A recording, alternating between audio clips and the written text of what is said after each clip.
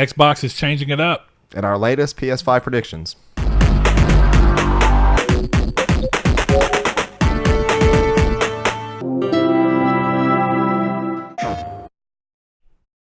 Hello and welcome to Triangle Squared, a PlayStation podcast. I'm your host, Brett Beck, and alongside me, as always, Mr. Saul Bridges, bringing you guys lucky 146. 146, that is correct.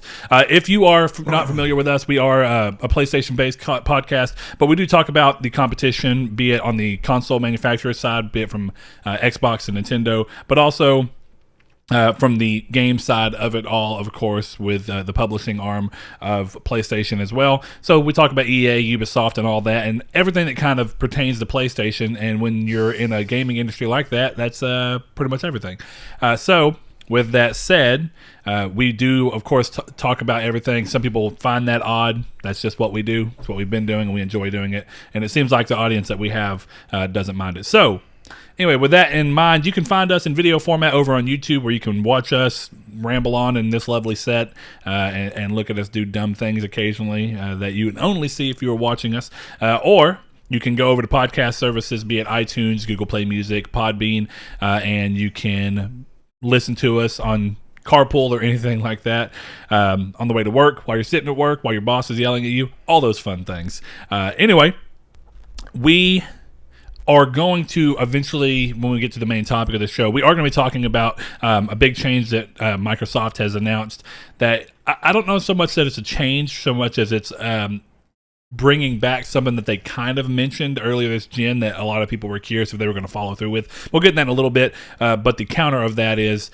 kind of what we expect to see Sony do with the PS5 in contrast to what Microsoft's doing, and maybe even in similar range to what Microsoft is doing. But before we get into that, we are going to start this show off the right way, and that is, very simply, Saul, what you been up to, what you been playing?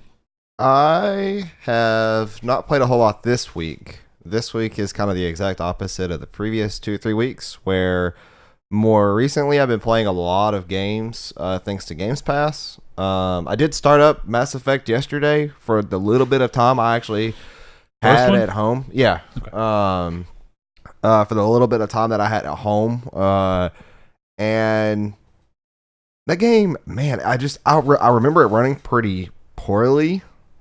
And it still doesn't run the best, but it's still, man, it's just, I enjoyed that game, flaws and all. And it's just one of those things where nostalgia glasses were a little tinted there. But I will say that, yeah, that game is a little rough around the edges. Just a little bit, yeah. Now, the one thing is I don't know how it got patched up on 360. I know that a better performing and working version came out on the PS3 very late in the PS3's life cycle. See, I'm not entirely sure it was better performing on PS3.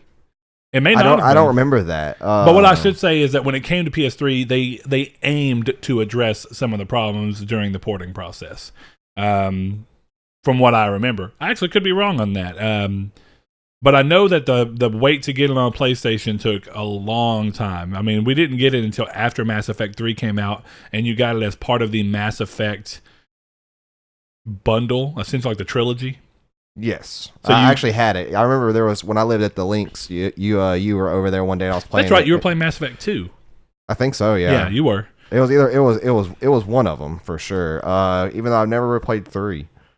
So I never played 3 either, but I didn't care for 1, and I really enjoyed 2, and then 3, I don't know why, I never even tried it. I just lost interest, and then, of course, we all know Andromeda happened. Yeah, I definitely did not like Andromeda, but it's weird because the more and more that I played 1 and 2, and then was hyped for 3, the demo for 3 came out, and something just felt weird about it, and I don't really know what. 2 even kind of felt a little different, where it focused more on action than it did the RPG aspects of the game, and it wasn't a bad thing at all, but it was different. And then when 3 came around, it felt like 3 fully embraced everything about 2 and lost a lot of stuff that 1 was good about. Actually, to kind of segue this into a very similar series and problems for me within a series, I downloaded Halo 5 on Friday and tried that again. No, the campaign is just terrible. And Halo, for me, has always been a mainly multiplayer game, but with a really, really good supplemental campaign experience with it too. And that's the problem, is that 3's campaign fell off. Halo 4's campaign actually brought it back, which is a very unpopular opinion there. But for many, it lost it in the multiplayer. So yeah, and then 5, everybody says the multiplayer is the greatest thing, but then the campaign it just suffered. And for me, I did not like 5's multiplayer. It was way too polished looking. Their new engine is terrible looking. It's almost like all the textures are shiny with no textures. It's really weird. I think I've showed you a picture of it before, and it looks like Forge maps or something, but it's actually multiplayer maps from in the game. But yeah, it's one of those things that as the series goes on, even in a trilogy, there can be a spark that is lost even within the second to third part of the trilogy for me. And that's kind of what happened. It took longer for Halo, but it did the same thing for Mass Effect. And it's just weird trying to revisit those games. And I had to force myself to play through the first mission of Halo 5. And then I got to the second mission, and I was just like, this game's never been about a four-man team going down. Like, Reach made sense because they were, the story behind Reach made sense. It just takes away, like, you're supposed to be a Spartan, you're supposed to be cool. Why do I now need 3 other people with me to kill these enemies? Why can I not just do it solo? So it's just but what's funny about that, though, before you move on, just because it's in my mind, you're talking about Mass Effect, and that's specifically BioWare. And interestingly enough, same generation, very similar time frame around them, as they were two interweaved games, kind of. The Dragon Age franchise started around the same time as the Mass Effect franchise, and it had all the same stuff that you're talking about. It started as a very RPG heavy game, and then with the second games, it was like there was an odd shift in focus to being more action filled. Did you play Dragon Age 2? I didn't play. I played Origins. Okay, that's the first one. Okay. Dragon Age Origins. Yeah, so I didn't play much of it at all. Okay, so Origins play style was like you start attacking and the game just continuously attacks for you. It's more like a Baldur's Gate style. That's kind of how like Knights of the Republic and stuff is. Sure. Now, so when you go from that to the second game is fun for the combat. I'll give it that, even though it had some other problems. But the combat completely changed to a completely real-time setup to where you control. And I, if I'm remembering right, I didn't beat 2. If I'm remembering right, I don't think you control everybody in the party like you could in the first game. You could dynamically switch between characters. I think in 2, you were always your main created character. Though I could, like I said, I could be wrong on that. But it's again, it was very similar. It's almost like that's the story of last gen. Dead Space comes out, is entirely, glued to the idea of trying to be a survival horror game, and then the second game comes out and it follows the same trajectory that that Resident Evil 5 followed, where it's like, okay, now you're trying to be a little bit more action packed, and then by the third game you're very action oriented. Yeah, and it's like each of those trilogies had or I wouldn't say trilogy, but for Dragon Age, but you could technically consider it one in the sense of you have Origins 2 and then Inquisition all in one generation, and how different each game was. But you saw that in a lot of games, even games that were not RPGs, even the horror games. Resistance 1 came out and had co-op and all these different things, a weapon wheel, and then due to a very small group of people online, and at the time internet was so different, Insomniac overly focused on internet criticism that they were seeing instead of looking at sales and kind of listening at a more broad sense. They made a lot of sweeping changes for Resistance 2 that, while being a fantastic game that I still love, is like the outlier of the series, because by the time you get back to Resistance 3, they brought back most of the things that people liked about the first game, which is very similar to Inquisition for Dragon Age. I can see that. And I even tried Dragon Age 2, and that's one reason I want Resistance to make a comeback, because I never fully got to experience those games. But I tried Dragon Age. Dragon Age felt like and granted, I think I picked it up like $2.99 or $3.99, $4.99, somewhere in that price range. Origins? Less than 10. No, or Inquisition. Yeah, Inquisition. I picked that up like last year. It felt so dated. And I know that game is what, 4 years old now, maybe 5. Yeah, it was a cross-gen game. So I think it was 2014. So should be, I guess, 5 or 6 years now. Yeah, and that's it's one of those things that, like, even though I can understand that with that game and take that into mind while playing it, it's just something that I didn't. it just pushed me off the game, and it's so janky. Like BioWare has always had a decent amount of jank in their games. This like showcased everything they had. It was so like that is a poor example of what a cross-gen game should have been. Most of them were. Did you play on PC or on console? PS4. Just curious. Yeah. Because I've actually never played the game on console, but I did play it on PC because that's where I had it. And it was still a little janky, but I have a feeling it's likely more janky on consoles. Just because, by nature of trying to bring something like that down. But also, I don't know, maybe control systems or what. But, I mean, don't get me wrong. There's a lot of people that love that game, and it sold very well. And it was a return to form for a lot of people when Dragon Age 2 kind of dipped off. And, of course, that's why there's such a hype behind Dragon Age 4 that's coming. It's just an interesting thing to note that it shouldn't really be considered surprising that developers make changes. It's just... how easy is it to keep an identity for something and not have to make sweeping changes while still doing something that's in line but different?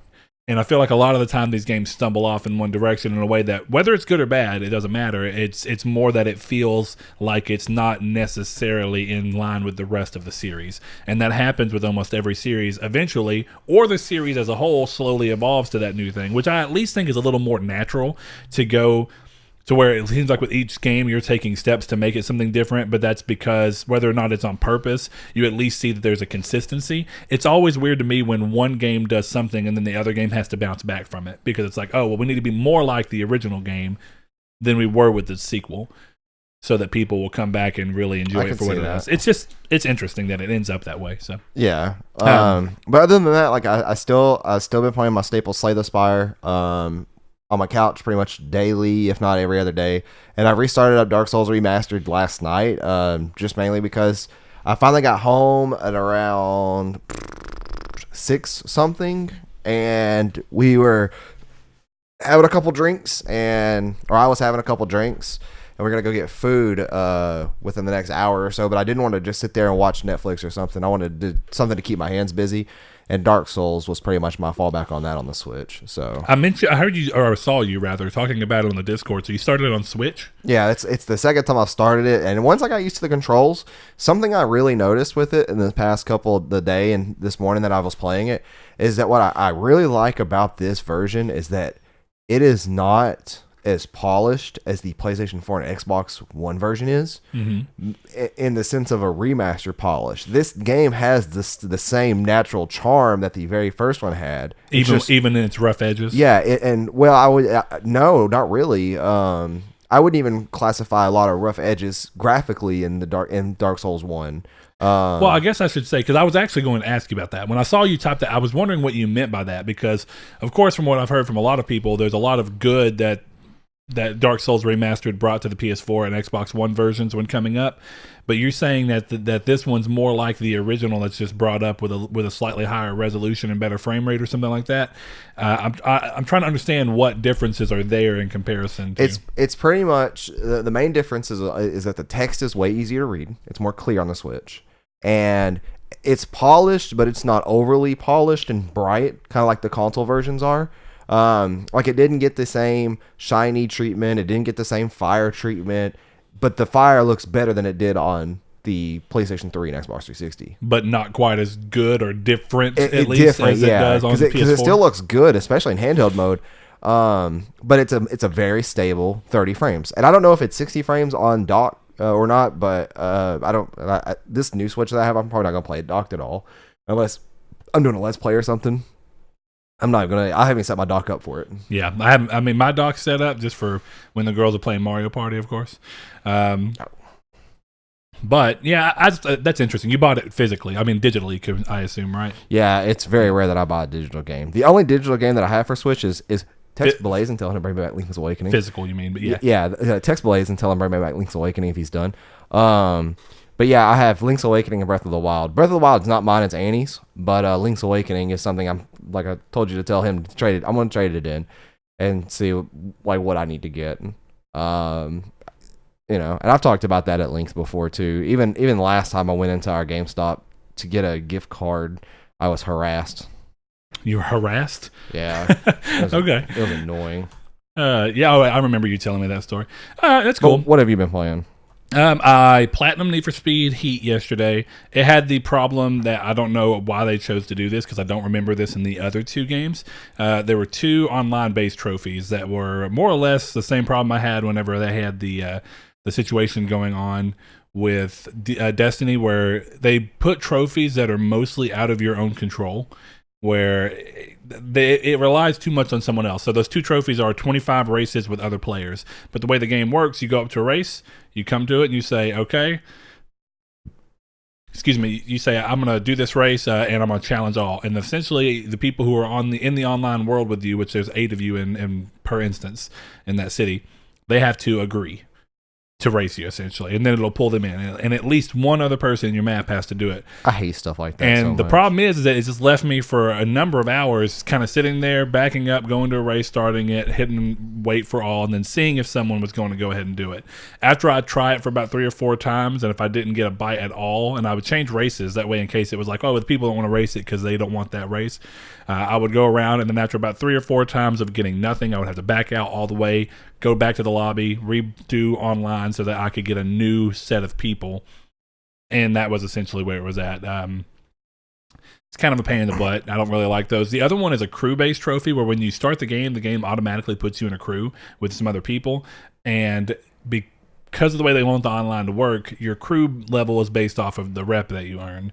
And the problem is, I don't know if it's because the majority of the crew that I got put into were people that were already done with the game, so they just weren't continuing to go, and there was no new blood really being put into it. I was pretty much the only person getting any rep, so it was going to take me forever to get from level 30. I started at level, when I first started paying attention, I was level 30. I managed to get to level 36, and I was like, I can't keep doing this to get to level 50.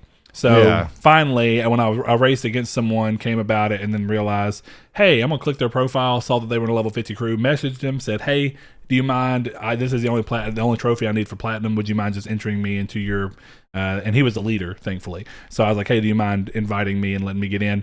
Pop the trophy, bang, bang. On a different note, because I've decided to look at games that I might be interested in replaying. I haven't started it yet, but I decided to re-download, or actually finally download the PS4 version of The Stick of Truth.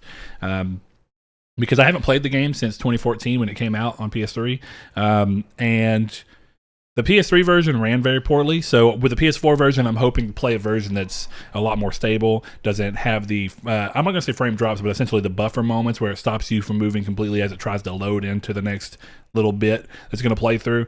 So I want to see if I can do that and grab the platinum for it. I don't know yet if I'll stick with it. It's just one of those things. I think I will, though, because that game's just old enough and I haven't played it in long enough that I remember a lot of the main beats, but I don't remember them so well that replaying it will feel like I'm like monotonous.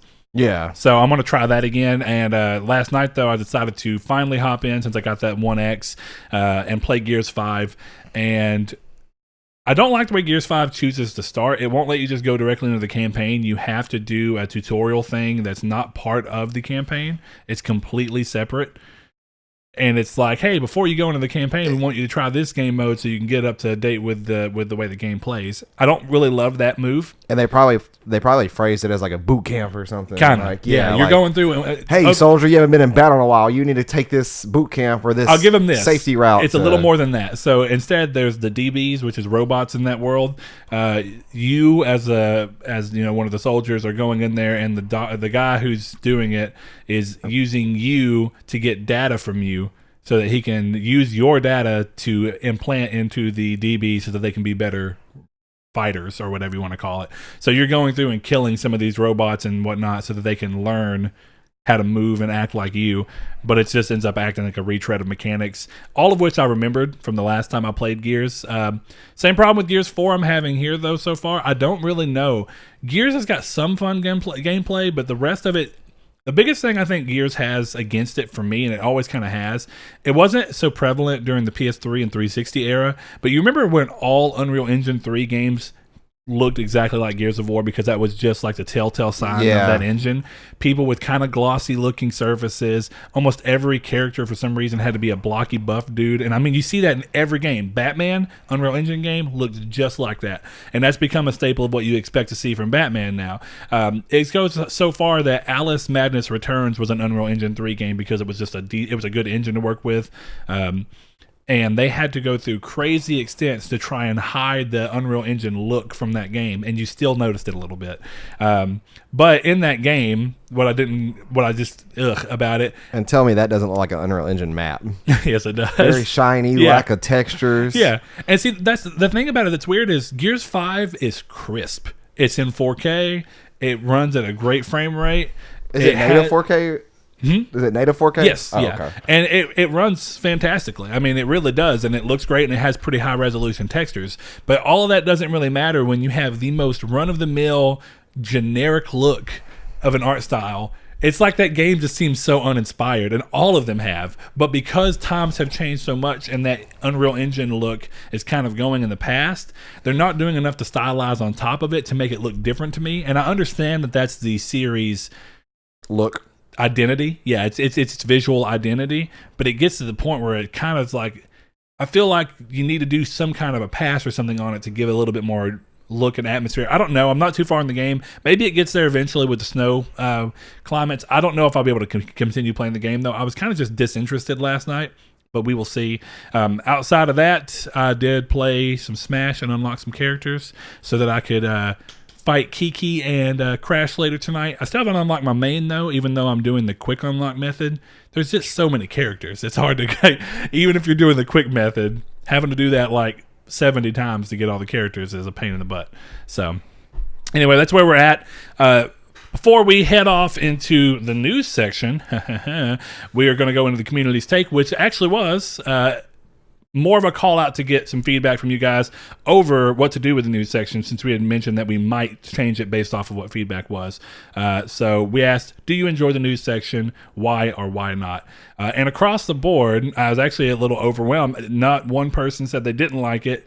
And it kind of led to the thing. So when me and Saul were kind of talking about it, we were going through the thing of people who are listening to this, what are the chances that they're already scouring the news and looking at the news and they know it? So is there any value in them getting it from us? And what I learned from most of the people on here is that they don't keep up with news in the same fashion as we do. And because of that, they use the show to get the news. And for the other people that kind of keep up with the news and see the occasional thing, across the board, everybody also just likes getting our opinion on the news pieces.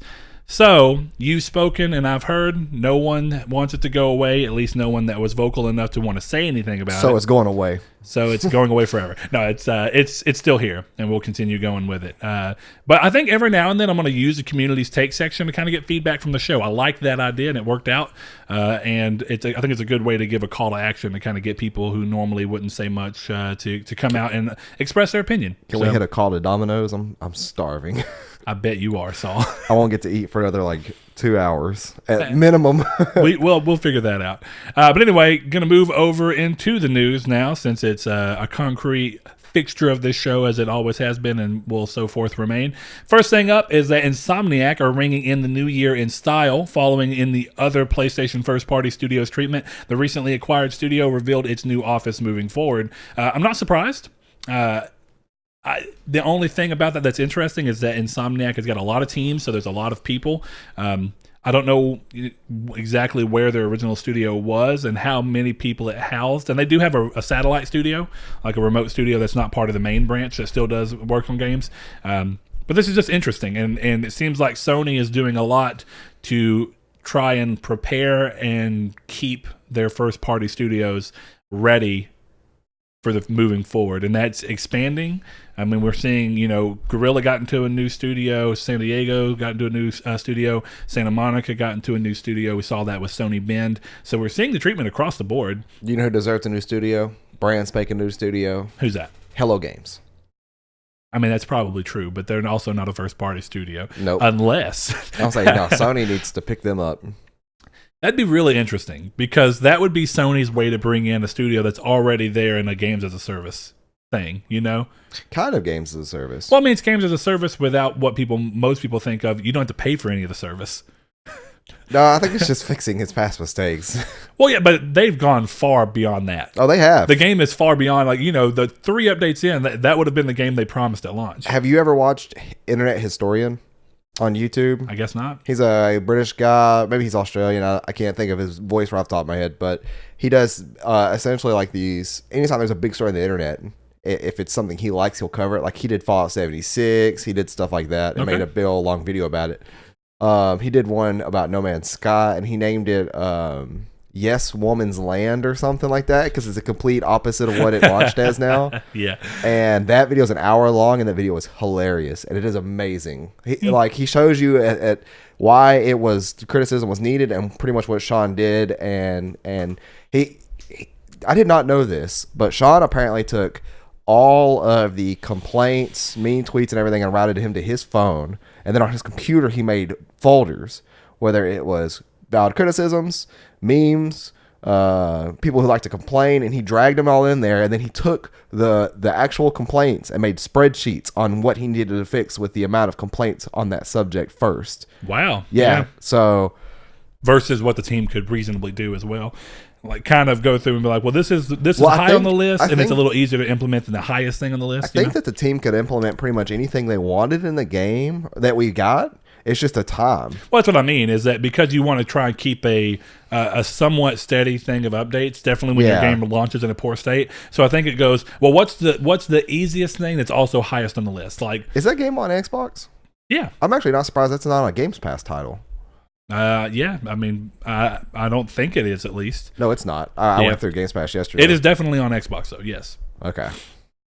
All right, next thing up on the news, unlike last year's Resident Evil 2 remake that remained faithful to the original in most regards, Capcom have went on record stating that the remake of 3 would feature more changes to the original.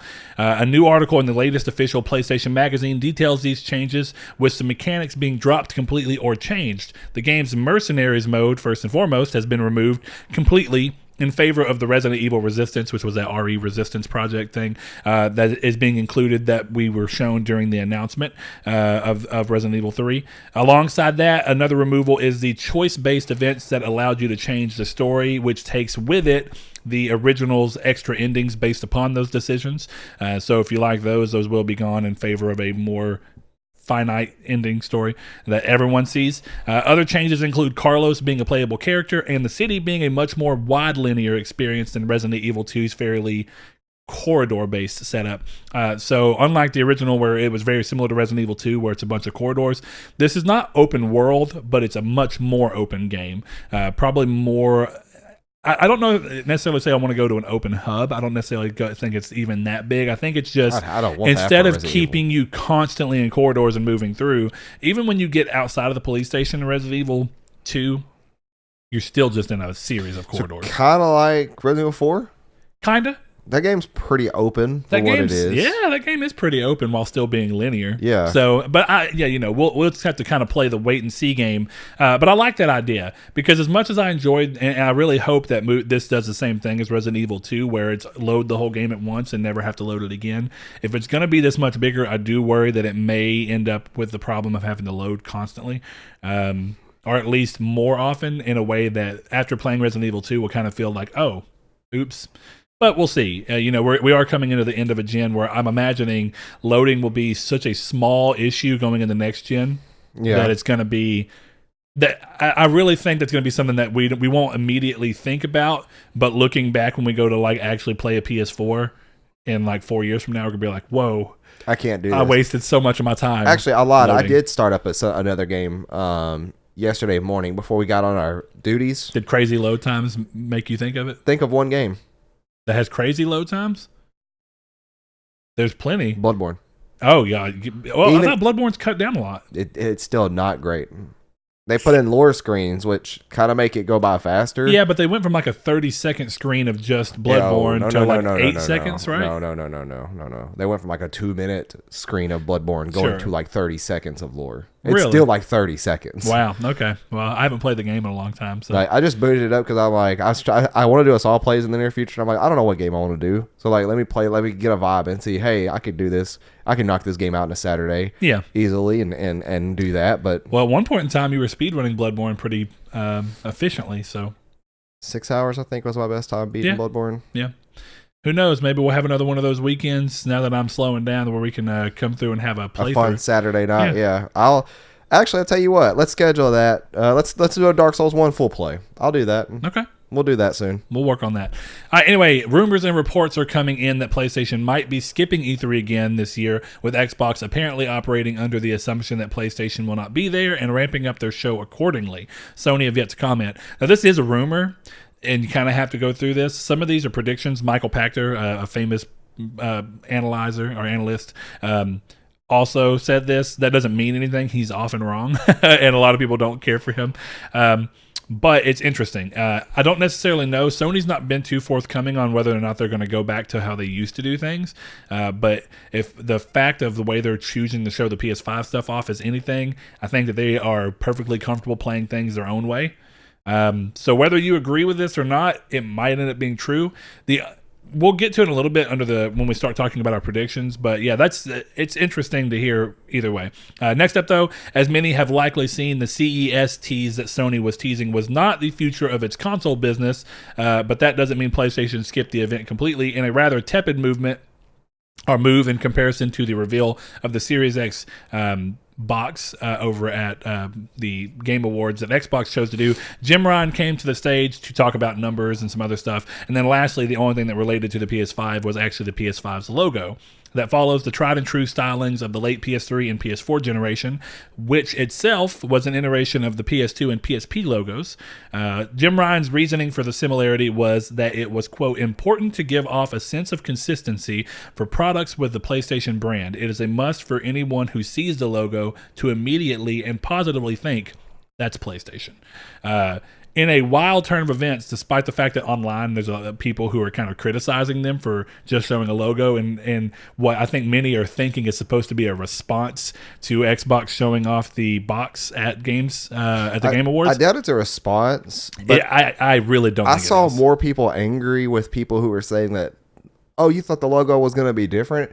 People weren't upset because the logo wasn't different. People were upset because that's the only thing they showed of it. Yeah, but the crazy thing is that the logo became, on Instagram, the most liked thing posted by a video game company in 48 hours. Yeah, it was like it got up to so almost a million, wasn't it? It was pretty high. I think it was 800,000 or 500,000. But regardless, it goes to show that I guess this is more of a proof of how sometimes when you're in little bubbles of the internet, you think one way about something and then you go somewhere else and be like, clearly that doesn't line up with what everyone else thinks. I think it goes to show is regardless of the more hardcore people on either side of the aisle that are saying different things, I think it goes to show that for the more casual person, the fact that this is getting so many likes, I think that this speaks testaments to exactly what Sony's talking about.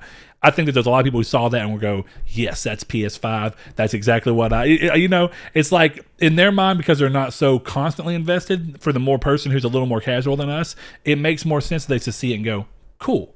That's exactly that's cool. Maybe so, yeah, but I do disagree with what he said about like, bam, it's PlayStation. You're gonna know it's PlayStation regardless of the logo. I think the same way Nintendo. And I think what he Xbox. means by that is whenever you have such a big. There's actually a really interesting thing that was going around about streaming and just general idea of a brand, of what a lot of people don't think about with a brand. And a lot of that comes down to visual identity. And it's not saying that you can't see it and go, well, I still know that's PlayStation because I can read and I'm not an idiot. And I know what the PlayStation logo is in terms of like the general PlayStation logo, not the PS5 logo. But it comes down to the thing of when you have a consistent style that you're using, and I'll even say this, as much as Microsoft is making a lot of changes, what's the one thing they've kept that they started this gen? Do you remember? This gen? Mm-hmm. X? I don't know. Yeah, the Xbox symbol being in the big, slightly backwards slanted green bubble with Xbox One under it. I thought you were talking about just the Xbox logo. Well, and that has become the de facto thing that most people look at and say, that's Xbox. When the Xbox first started, that wasn't it. And even during the 360 gen, it was a very different version of that. When they got to this, they said, keep it simple, which is a lot along the lines of what PlayStation does. It's the little PNG we use for all of our reactions. Exactly. Yeah. It's just a white circle that they can put whatever color that's behind it on the background they're overlaying it. And you always know that. They don't even have to put the words Xbox underneath it because now you know that's Xbox. Just like when PlayStation does the chung and you just see the PS symbol. Yeah. there is a really important factor to letting someone see something and immediately understanding what it is, based off of previous experience. And it goes back to a lot of people talking about the naming convention for the Series X.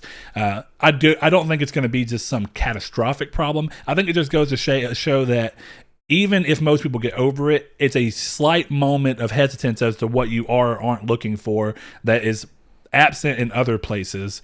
That I think is what a lot of people look at. Is I already know from working in my own situations that when you start to deviate, it confuses people.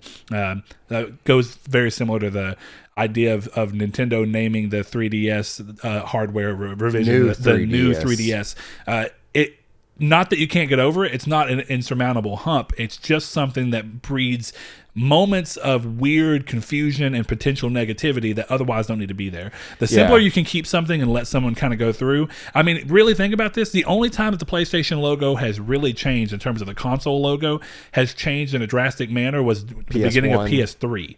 Well, I was going to say PS1 to PS2. PS1 was different, yeah. But what I should say is from the PS2 onward, it's really been the same besides that little 4-year period where Sony was using the Spider-Man PlayStation 3 logo. What was the Spider-Man font for PlayStation 3? That's still on the original PlayStation 3 fat. But when they rebranded and did the Slim, they switched back to a more curvy version of the PS2 and PSP where they were hard lines that made the PSP and PS2, which made more sense because of the P and the 2 being boxy. Yeah. But on this one, it's just a more curvy version of the same font, same basic idea. This means that from PS2, when Sony really most people would consider hit their stride, to the PS5, there was a clear and concise, besides the weird misstep that was PS3. And the whole beginning of PS3 was a misstep, so it's not surprising. Yeah. And you understand it. And it happens with every company. Mainly we see it in phone companies. And that is restarting the way a brand is branded. And what I'm really curious about is how Xbox is going to move forward with their naming. Since it seems like one side they don't want to leave any console behind in terms of games and hardware, but then now the naming convention, with the way Phil was saying that it almost disregards these older consoles, like the new from the Series X on. Oh, they're trying to have this be the beginning of a standardized naming convention. Yeah, so you have to start somewhere. Nintendo won't ever do that.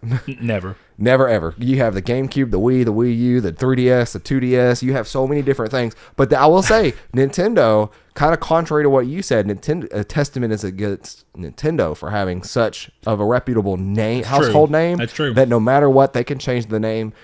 Oh, God. I don't want to say something and end up being that name because it's going to be stupid. I was going to say the Nintendo Switch It or something. Then, people are going to say, I want to Switch It.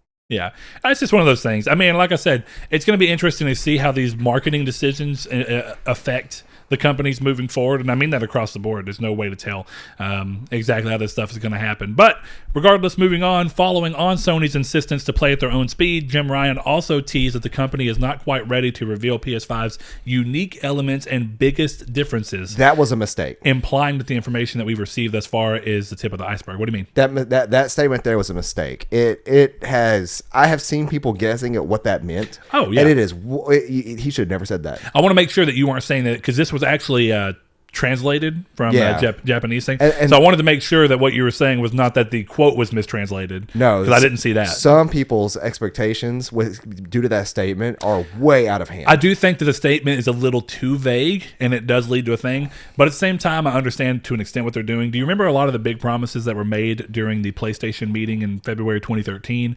that the PS4 never really still has seen? Yeah, weren't they supposed to also do something with loading times back then too? There was supposed to be a bunch of stuff. Some of it we've seen, and some of it we've seen in partial ways. One of the big things is that you were supposed to be able to download a game, and we're hearing about that again this generation coming up, that now whenever you go to install a game, you tell it which part of the game you're installing. So you go, hey, that's a very I want to play multiplayer first. Yeah. So install multiplayer first. The console doesn't let you do that right now, but instead what it does is a game like Call of Duty says most people are playing this for the multiplayer. So the first thing we're going to choose to install on the disc is the multiplayer. Well, didn't Black Ops 3 or 4? 3, I guess, because I didn't play a 4. Actually, I think you're right. One of them, you had to install so much of the game, and then you could start the game, and then you could tell it whether you wanted to do which one. Yeah, this one's more of as soon as it starts downloading, you tell it which order to download so that it can download and install in that order, so that while it's still downloading, you can hop in and play multiplayer once that segment's done. What I wish everybody would get on the same page with is when it says ready to play. when it's still installing. Oh, that it's actually ready to play, and that when you click on it, it doesn't continue installing on the inside of the game? Yes. Yeah. I forgot what game. I think it was when I tried to replay Red Dead 2, it did that to me. You know, I think what that is and I know that it's one of those things where, do you remember when Spider-Man came out and everybody was like, this game's really big and I can't play it because it did not let you play it until it was fully done installing? Oh yeah, dude. I think that was a snapping point right there besides my disk drive was I'm going just digital. And you remember that game chose to have you stay on the home screen of the PlayStation and never click in and continue installing within the game. I think a lot of people do it because it gives you the feeling of, oh, the game installed quickly, and at least it's getting you off of the home screen. Destiny's really bad about it. Whenever you go into a game and then it'll be like, oh, before you can play, you got to watch this dumb ring fill up on this circle for you to install this. Yeah, luckily that screen's pretty fast. Whereas can be slow. Yeah, but it still brings you, I think it's the idea of feeling like you're in the game. Yeah, that game. Weird choices. Should never had a day one patch and update that big. I agree with you a little bit, though, in regards to Jim Ryan thing. I do think it's a little too vague and a little too promisey sounding to feel like, oh, you know what we've already told you? You don't even know what we have else. And it's one of those things where I'm curious as to what it's going to be. If it's more of a feature that's going to be useful for everyone, that everyone will immediately understand in a way that the term SSD does not immediately resonate with everyone. You know what I mean? This reminds me of? What's that? Is that when Maddox. I couldn't think of his first name for a second. Oh, yeah, I called him Phil. When he said back in like 2011 that hyped all me and my friends up about the Xbox One was, this is going to have a feature you're never going to guess. Very similar statement. It was a freaking TV box. That feature was. To be fair, yeah, that. And you know what's weird is that the HDMI in is still in there, where you can pull HDMI back into it. It's still in the One X, and I'm so sad that the One X does not bring back the Snap feature for Netflix and stuff. Because I still love that. I will say somebody due to the that feature, someone posted on Reddit a really cool setup that they haven't found a way for it to work with their PS4 yet in this way.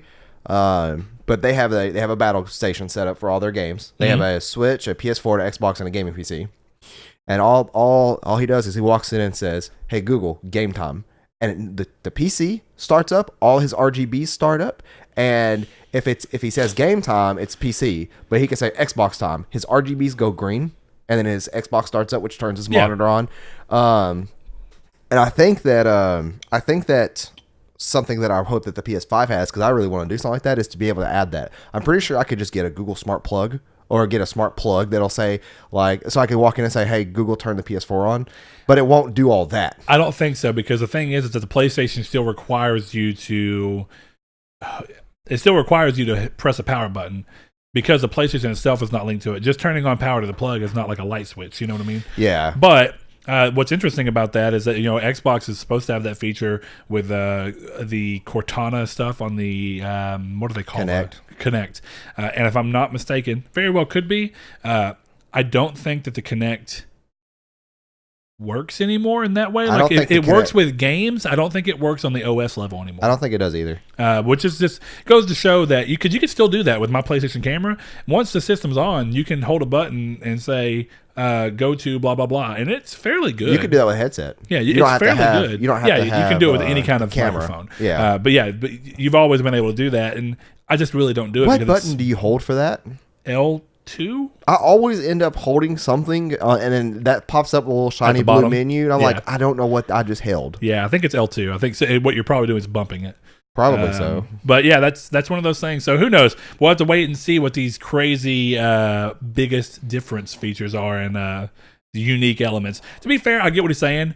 As long as what they end up saying is unique and biggest and a big difference between the PS4 and the PS5, even if it's not something that's just drastic and major, it's still a difference and unique elements. It's just the way that he chose to say it is a little too hype. You know, it's that's not something you just say and leave up for. Interesting.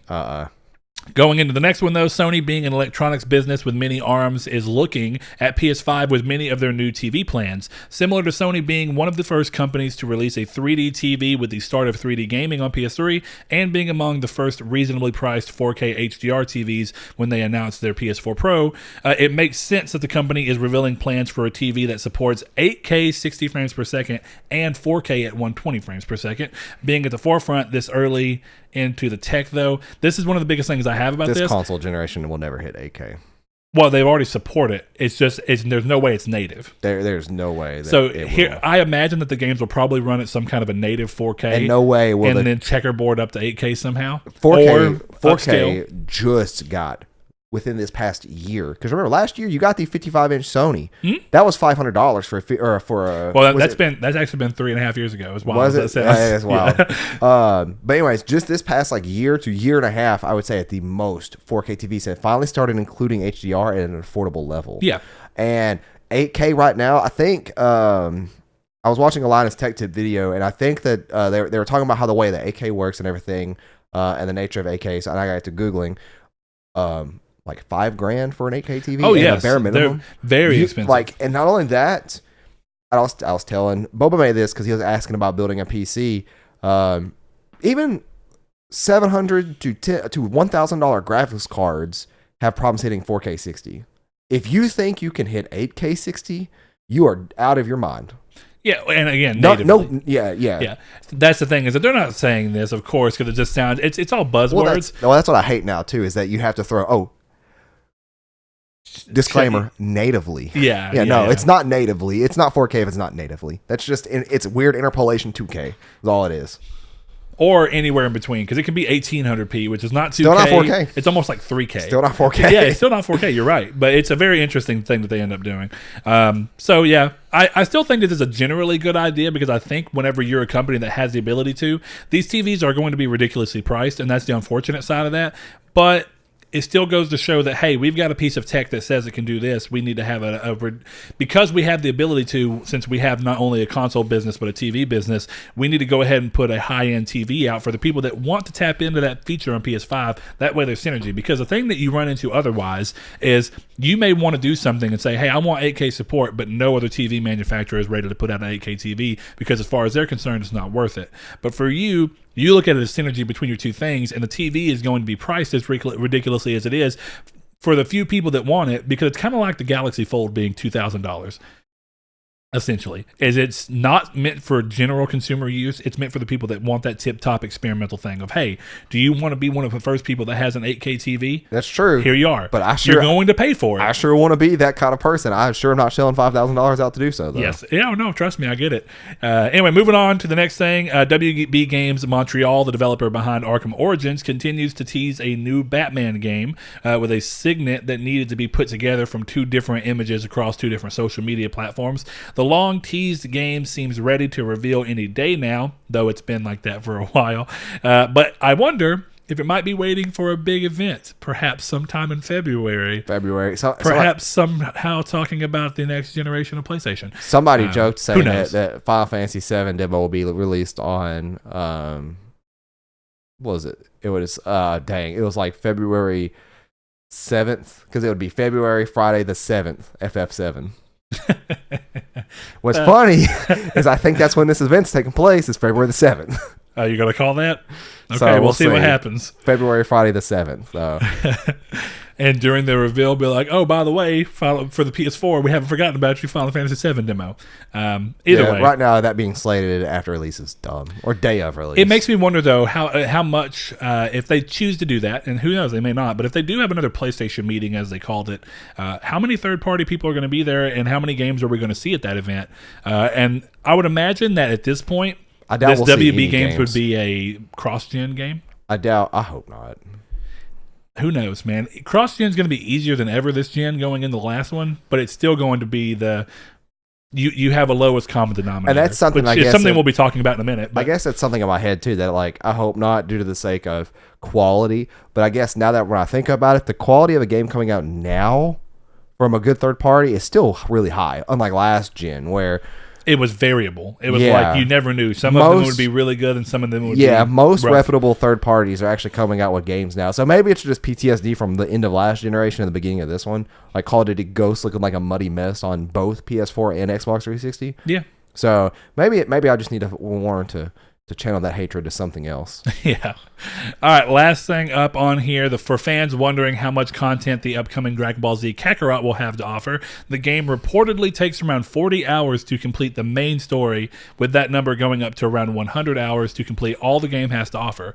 And absolutely rubbish. Just remember, the game comes out Friday, January 17th, so Friday after this comes out. So, hey, who knows? I know that Josh... Drago is excited for the game.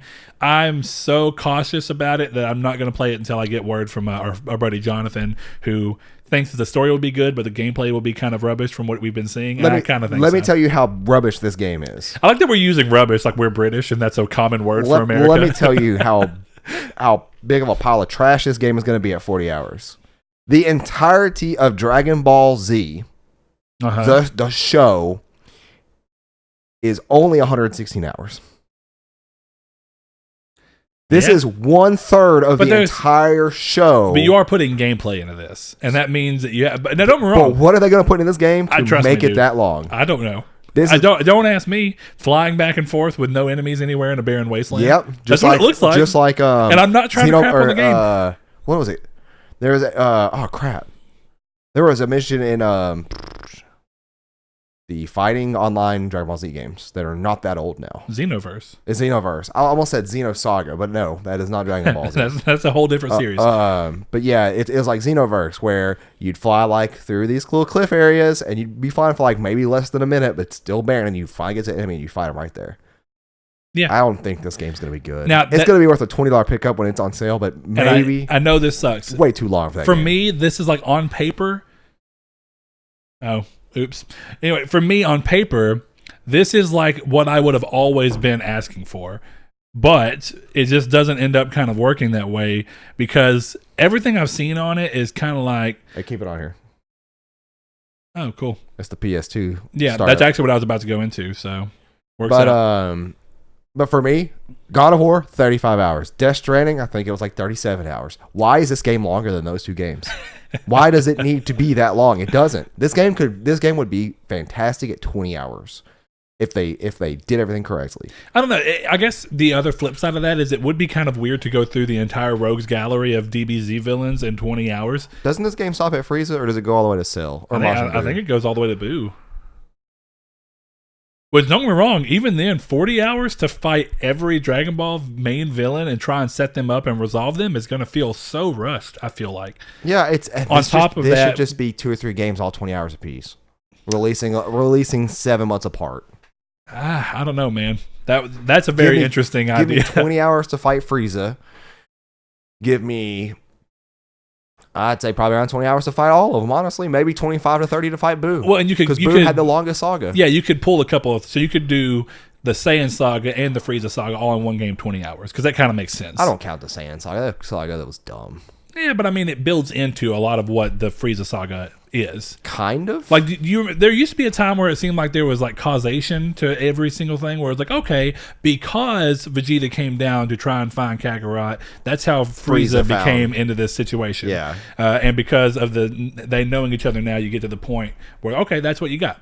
Then on the flip side of that, it's like, okay, well then Goku did that and he came back, but because of this weird thing that happened, Trunks comes back from the future to warn about something. So there's always like a cause for everything, and then eventually gets to the point of like, we're just doing stuff. Just give me a game where I can play as future Trunks and made up stories. That'd be cool. That would actually be kind of cool. Explore future Trunks timeline. Yeah. With like all the events. But they kind of did that in what was that movie? It was an Android movie, I think. Yeah, the one that Super Android 18. It was the one that had and I can't remember the name of the movie, but Gohan had one arm, and he trained Trunks.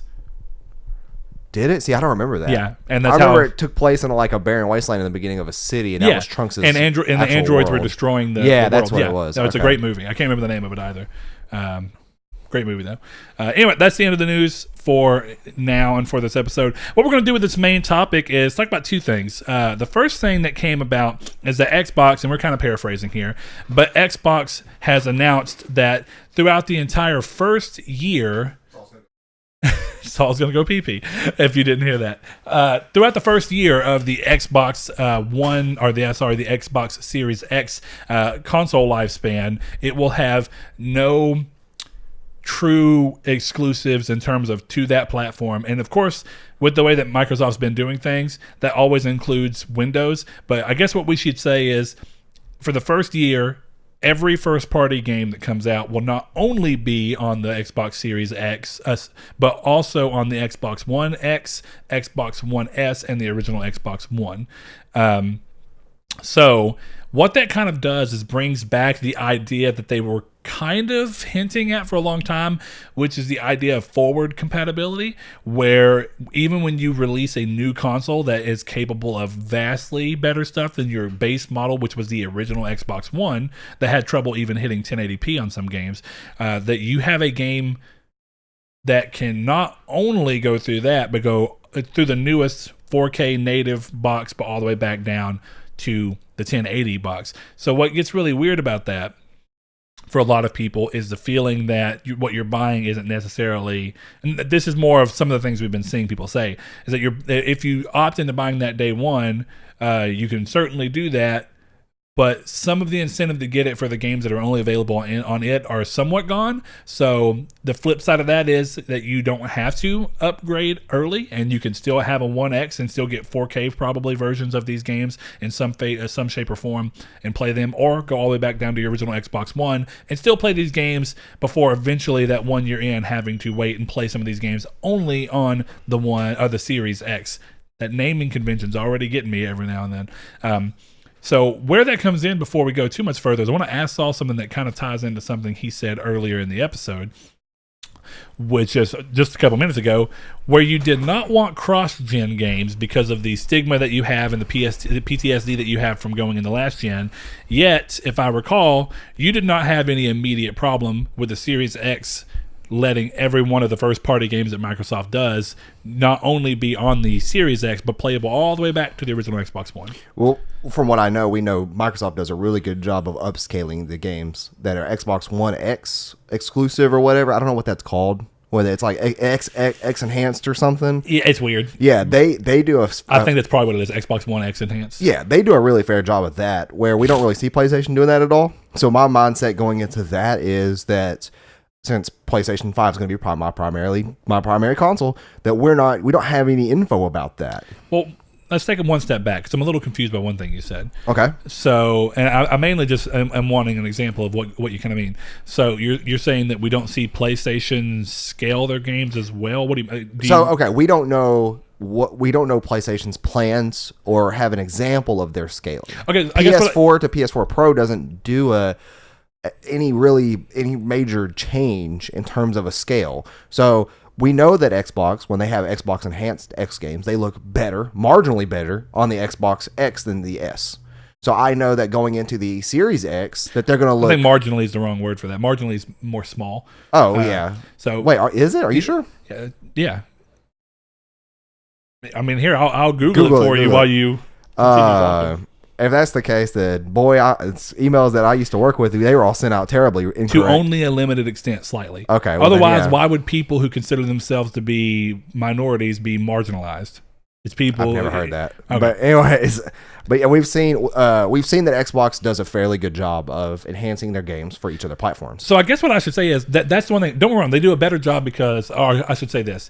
You see the fruits of their labor a little bit more because the One X is a bigger jump from the base One S than the PS4 Pro is, but you still see a significant jump on the PS4 Pro to the original PS4. I wouldn't say significant. I mean, I don't play in 4K. You don't have a 4K TV. Yeah, you don't run HDR, so I think there's some differences. Even then, textures and stuff that Xbox One X does is different for 1080p, where for us, there is that scaling, which is not much compared to what it is on the Xbox. It is a 100% accurate thing to say that the Xbox One X is stronger, and that the difference between S and X games is bigger than it is between PS4 and PS4 Pro. Yes. We don't know what PlayStation's plans are in terms of upscaling current gen games to their PS5. We just know right now that PS4 games are backwards compatible.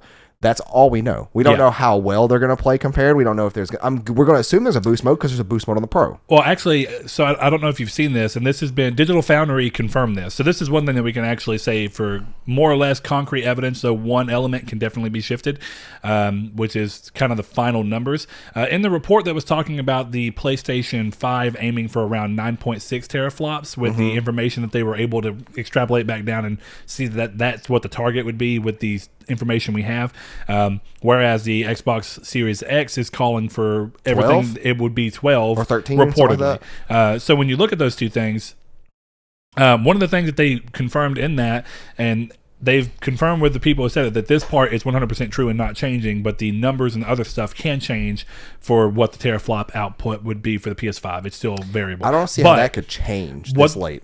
Oh, a lot of that can change via how much you choose to clock everything. Clock speeds, of course, have a big effect on that. Yeah, but this late, I feel like they already have a solid architecture set out to what they're going to ship with. Oh yeah, but the, Xbox did a very late game change with with the original one because the PS4 was going to be more powerful, and to try and shorten that gap up, they decided to late minute up. So they can do these kinds of changes like within. It's just a clock speed. You 8 can or do 9 months. You Well, can I know that, but I'm saying for anything they've already potentially built, because I'll have to go back into every chipset they have now. Well, all you have to do is card. it's just an update. You don't have to replace it. It's just an update. I know, but you have to make sure that if that clock speed is running properly on every one of them. Yeah, and who knows? I'm just saying, every card is it's different. a thing that they did. So moving into this one, and because we're still about or close to a year out, it's definitely possible. For all we know, could be October. I'm sure, hoping, it could be anything for October, September. But going into that, the important part of what you're saying is that the way that it seems to work, and it doesn't mean that there won't be some games that get updates that let them benefit from the PS4 or PS5's power, or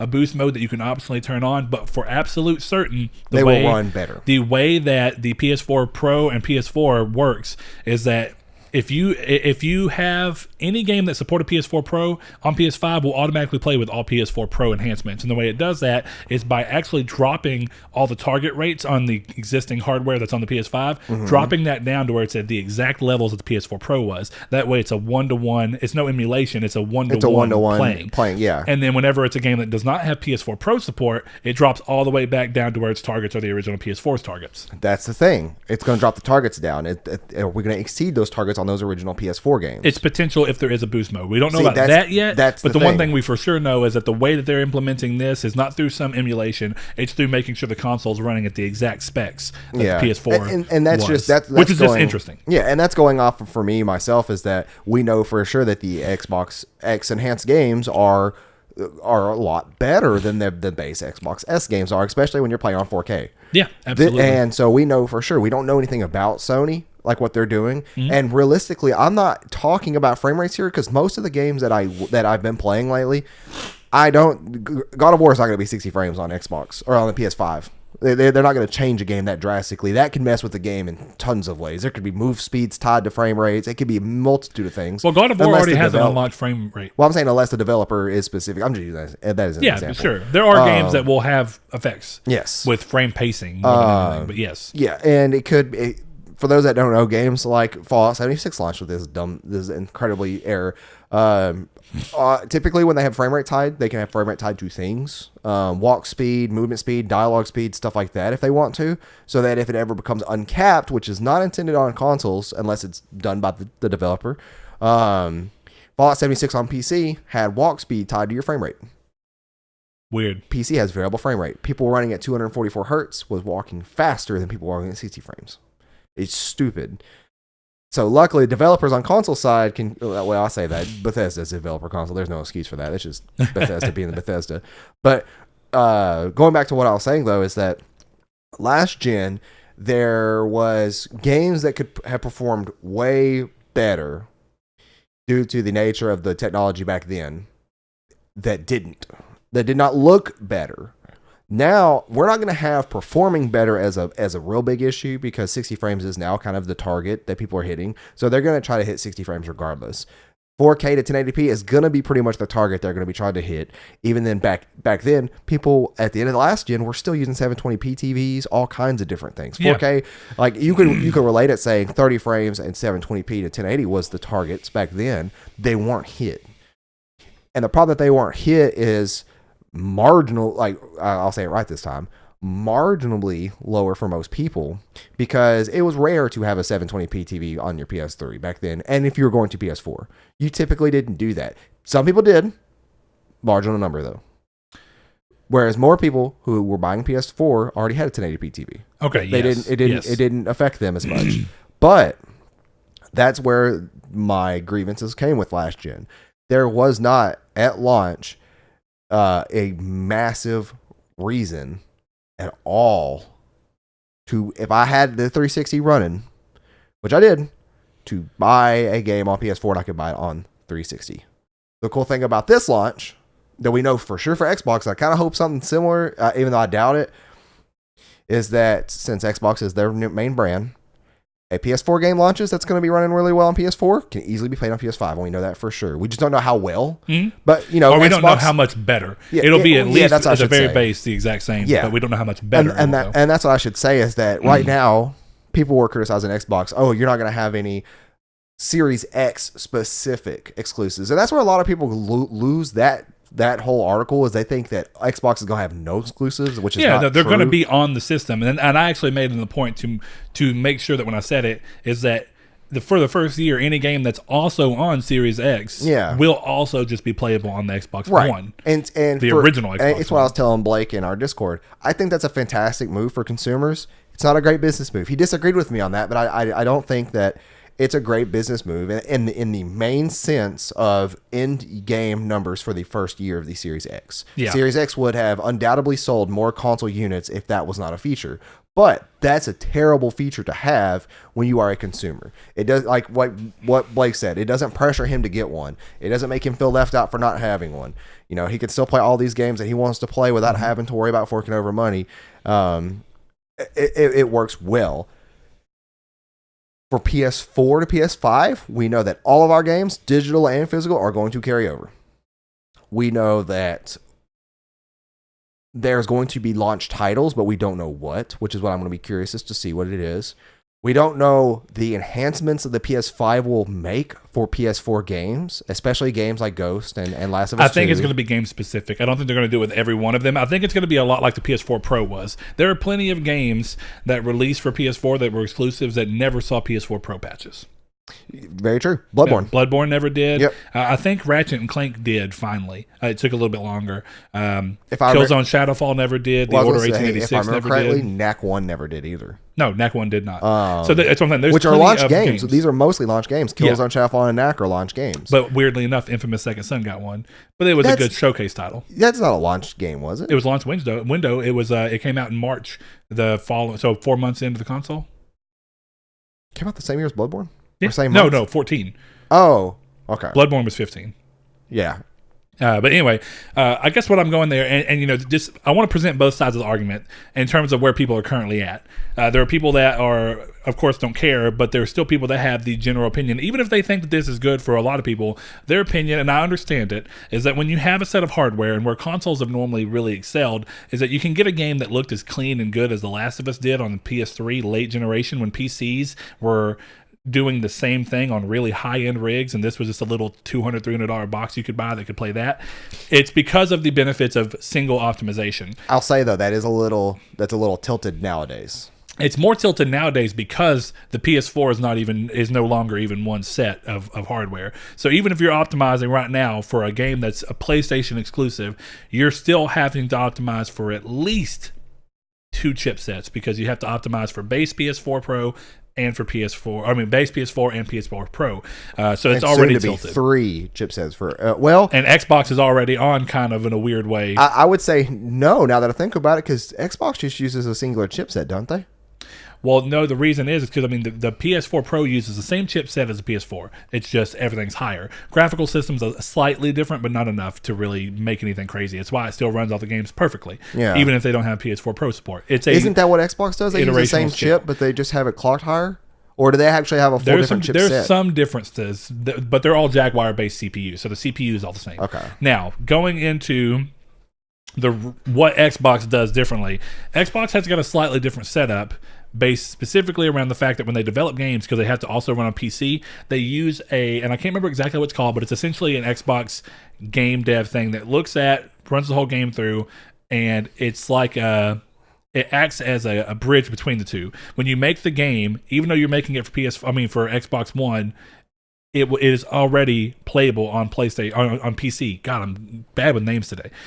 But when you make it for Xbox, it's already playable on PC.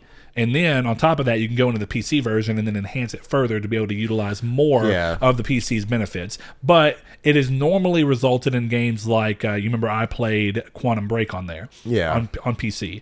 So when I played it, most of the things you'd expect from a PC game, because of this Xbox Unified Game Engine or whatever thing, it made it to where most of the game, most of the features that you'd expect on PC, being able to radically change your frame rate, your resolution, your field of view, all that was not there. They've gotten better with that, and the games that are built on this have a lot more consistency. Part of that's because now they have a base console that they're making for that can run in 4K, so there's more of a reason to want to be able to run it through and scale that way. But I played a game recently that had an FOV slider on console. I was really surprised. It might have been Outer Worlds. It was Outer Worlds, yeah. I didn't use it, but I knew it was there. Yeah, I definitely turned it all the way up to 120.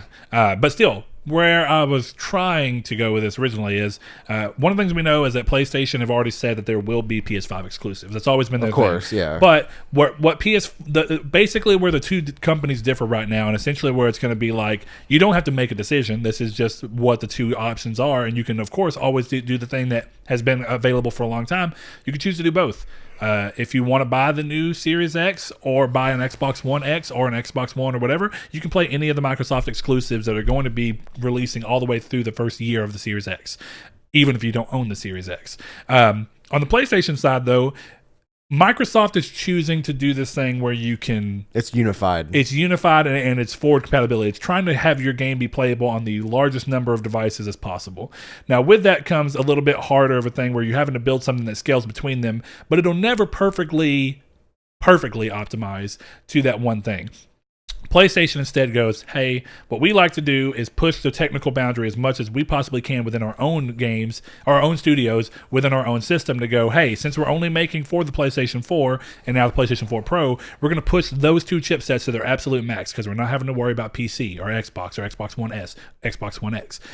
So when you go through that, it lets them sit there and try and sap every last bit of power out. Sony's always wanted to do that. It's the way that they do things. We saw it with the PS3. Very, very seldom do they choose to do games that are not specifically exclusive. We saw them do it with a couple of games that they tried doing the cross-play idea with the Vita, but that didn't last very long, and it was very few games. So when you look at it from that standpoint, Sony looks at it and says, we want The Last of Us 2 to be the absolute best-looking game we can get. So in need of that, we only are going to make it for this system. So going into the PS5, they say, let's just throw out a random, it's not really, but let's just say Killzone 4. Whatever, that's what it's going to be, right? Killzone 4 comes out, they say, hey, we could make this game completely playable on the PS4 and the PS4 Pro and the PlayStation 5.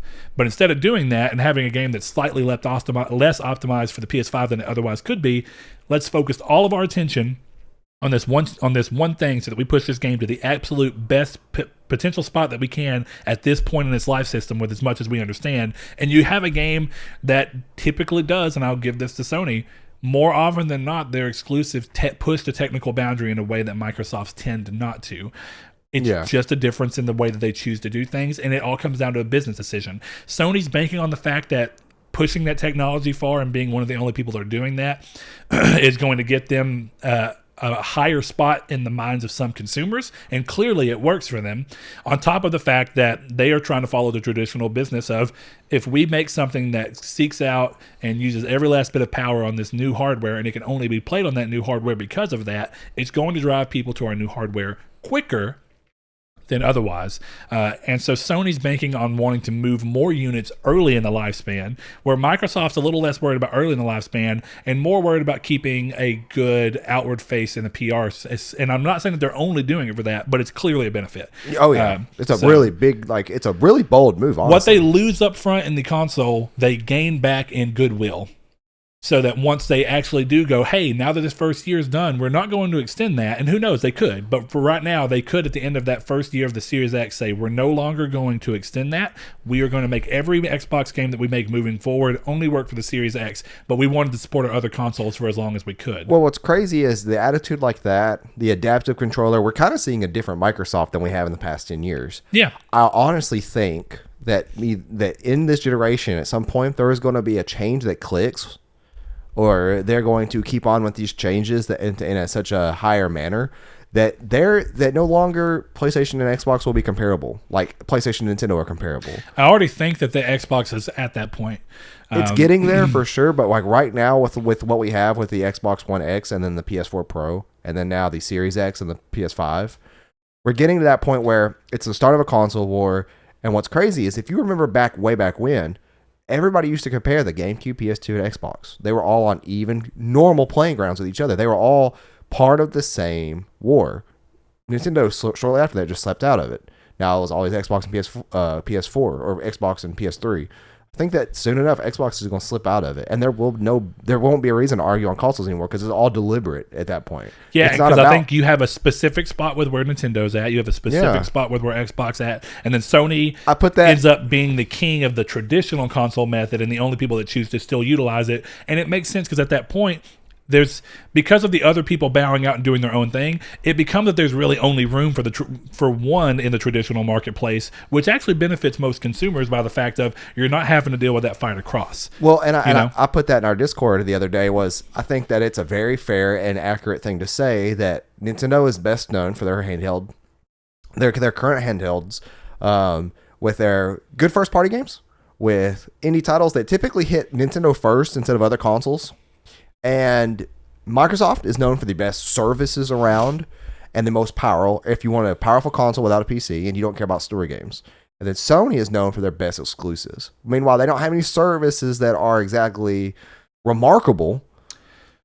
From an objective standpoint, yeah.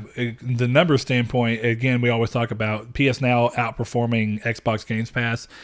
It was almost always going to happen because you have that much bigger of an install base. Bigger user base. It's still interesting. I would argue that I think that most people will admit that PS Now is not as good as Games Pass. Though what's weird about that is I don't know why I didn't think about that until just now. As much as Games Pass on the console side has a smaller market because of the units, on the PC side, there's almost no excuse now that they're on Xbox Ultimate Games Pass with PC. That only came out this year. Yeah, so but we won't know. We won't know until June. Who knows? Because didn't that launch in E3? Mm-hmm. Okay, so we'll have a full user base and I know that it's getting a fair share of users on it too because in the PC Master Race subreddit, I see active conversations about that. Yeah. It's just interesting that even the most recent numbers still put PS Now ahead of it. But PS Now also came out so much ahead that it's just had more time to build subscribers that may have stayed. Yeah. It's just, that's part of it too. You could be like me where you forget to cancel your Hulu account. It's still just going. Even though I will say I got That's Hulu. way too expensive to forget about though. Well, I got Hulu Live now, which is way too expensive. Yeah. I mainly got that for football. But thank you. I got one more game. Let's go into this with the idea of, and we've already kind of started on it, but predictions for what we see PlayStation doing differently from what we see Microsoft doing so far. I don't think we're going to see PlayStation do anything differently. I think we do in one particular way. Or actually a couple particular ways. So my first thing kind of ties back into a bit of the news. I actually do think that there's a high chance that Sony will not be at E3 in the sense of a conference. I do think what will happen in regards to that is that I don't think Sony will again skip out on the E3 show floor. I think that with the PS5 coming and with the fact that we are likely to hear about it before E3, that even if they choose not to have a conference at E3, I do think what they'll be at E3 in the sense of letting people in the press and also general players mess with the PS5. For me, it is one of those things that Blake said it, I actually agree with him. It seems like Jim Ryan's coming off cocky, not wanting to do E3 anymore. And I feel like that is a really big wasted potential for them to show off new hardware, new games for that hardware to the masses instead of just the people who go there and pay their money for their ticket, plane rides, and stuff like that. It's also a fun time of the year too, in which we all get to see, Nintendo, Microsoft, EA, everybody hit it out of the park most of the time, sometimes with the stuff they show. Where PlayStation was absent last year, felt weird without them. This year, it's going to feel weird again, especially having a new console there. It really, to me, feels like that would be so much wasted potential. But and here's my issue with it. Before you go on, I want to say one thing. It's just in regard to your very first statement. As much as I know Jim Ryan is a controversial figure for a lot of people because of how he's been in the past, I'm not going to put the fact that they're not at E3 on him. The decision to continue moving forward with it may be on him. When did he take the helm of PlayStation over? Back when what's his name? It's another Yoshida. But anyway, late 2018. Yeah, but they had already skipped E3 before that. That announcement was already made. That came from whether or not it was made on the corporate level. That came when he was not president. It was when Kenichiro, whatever. I think that Yoshida was that there. announcement not made in March. No, that was made well before that. Are you sure? Absolutely. I feel like that announcement was only months ahead of actual EA or E3. No, but even then, it was. Jim Ryan did not become, and I could probably look it up. Jim Ryan did not become head of PlayStation. He was the deputy vice president. But he was not president. And then they ended up switching him and Kenichiro Yoshida sometime in 2019 after they had already skipped an E3 and skipped a PSX. Well, I'll say that would not be then. entirely on him because and I only say that is we don't know exactly who it was. So all I'm going to say right now is it was PlayStation as a whole who decided against it. I'll change my statement to this then and say he's at the helm. So I'm trying not to give him hate where he doesn't deserve it when he's had moments where he's gotten hate where he did deserve it. I'm trying to keep those clearly across from each other. He's almost like PlayStation's Maddox in my eyes, and I don't like him. He's not that bad, thankfully. I haven't heard him say that if you want... Oh, he's kind of bad. Backwards compatibility. Nobody wants that. Nobody wants to play old games, and here we are. Backwards compatibility on PlayStation 5. Then again, I also like that regardless of what the reasoning is, because of the fact that he's now having a system coming out under his helm that has backwards compatibility, he's kind of having to eat the crow of what he said. Whereas Maddox never really had to face the music other than just getting fired.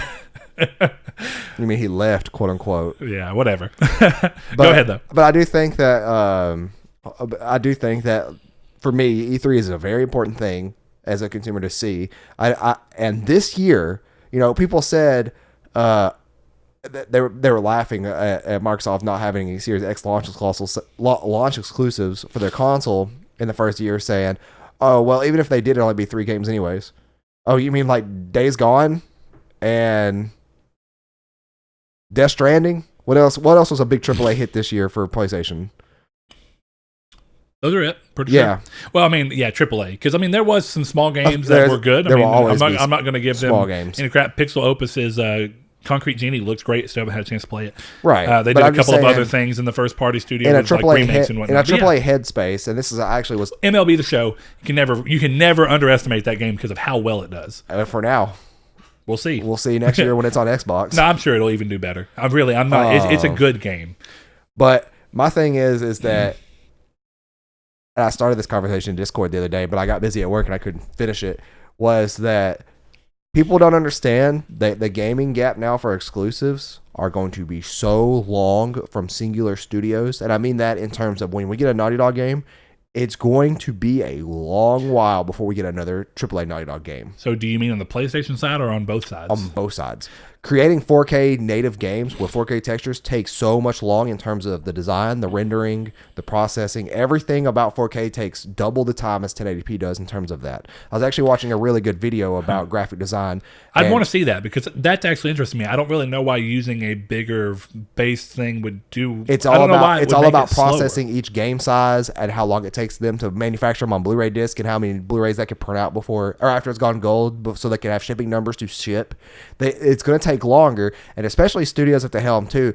Think about it from this perspective. There's been multiple indie games come out that are native 4K games, easy peasy games for those developers. It's going to be the same thing for Naughty Dog, but the thing is, and I'm just using Naughty Dog as an example, but the thing is that these games, the more and more they get, the more massive these games hit the market with stories in them or multiplayer.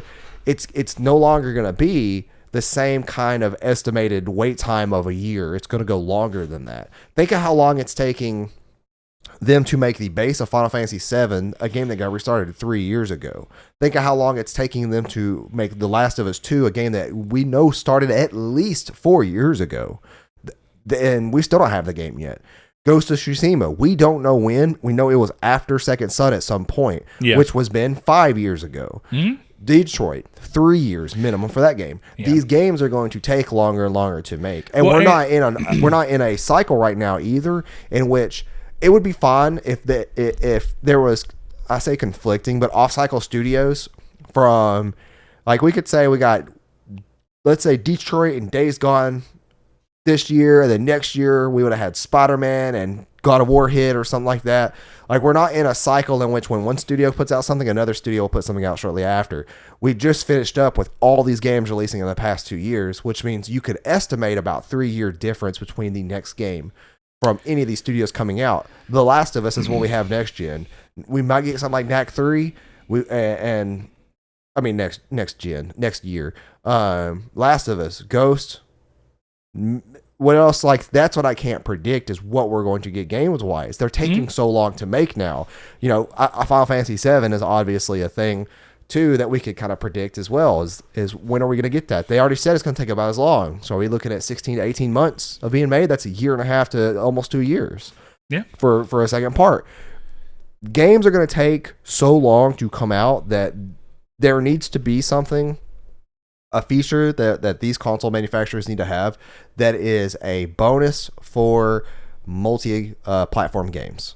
And I think that's where Sony's going to hit it hard with their SSD that I really want to see, is that the loading times, traveling, stuff like that. I see what you're saying, how the features affect the third party. Yeah. Okay, I got and you. then and then the Xbox One X is going to maybe have higher frame rates, or maybe Series X. unlock, or Series X. What'd I say? And 1X. Oh, I've been doing it too. But unlock frame rates for native 4K, something like that for Xbox. You're going to get a more powerful experience on Xbox. You may get a more seamless experience on PlayStation. But that's the problem, right? We don't know. We haven't had an inkling of information about PlayStation except the time we got these stuff about the SSD come out. Nothing from them, at least. We have so many speculations right now that, hey, we know it's going to run PS4 games. That's it. So this is all leading up to what one of my expectations is for this, and it's something I've talked about before, and it's out of left field because I've revised it a little in my head. Okay. Bluepoint is not working on a PlayStation 3 emulator. Yeah. Bluepoint is now working on something that, in my mind, I'm going to call PlayStation Classics. Every game that they have, it's had inklings of Demon's Souls, inklings of Metal Gear Solid, inklings of Castlevania. Every game they teased in a little thing. All big PlayStation games. I think that they're going to be scooped up by Sony, and that games that are loved by Sony from the PlayStation 3 gen, the PlayStation 2 gen, the PlayStation 1 gen, all those games that have high regards, Demon's Souls, Metal Gear Solid 4, on PlayStation 2, we could go all the way back to Legacy of Kain. We could have God of War 1, God of War 2, God of War 3, Killzone, Resistance, all these games remade by Bluepoint from the ground up. It's a lot of games. It is, but the way they're tweeting, it has me thinking either I'm going to be able to play all those games due to emulation software they're making. They're not software engineers. They are game developers. So why would they be the ones making the software?